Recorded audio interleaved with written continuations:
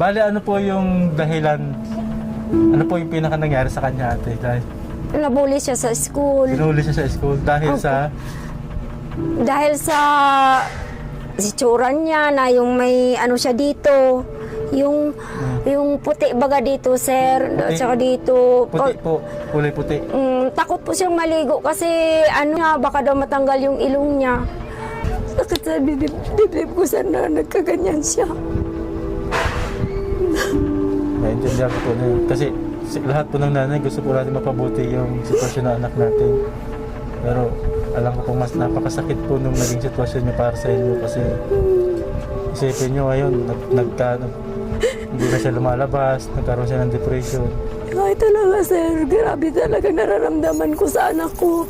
Totoo pong graduate siya ng college. Opo. Ano pong kurso niya ate? BS Biology po, sir. BS Biology siya. Nakapagtrabaho po ba siya? Hindi, kasi na-depress na siya. Na-depress siya.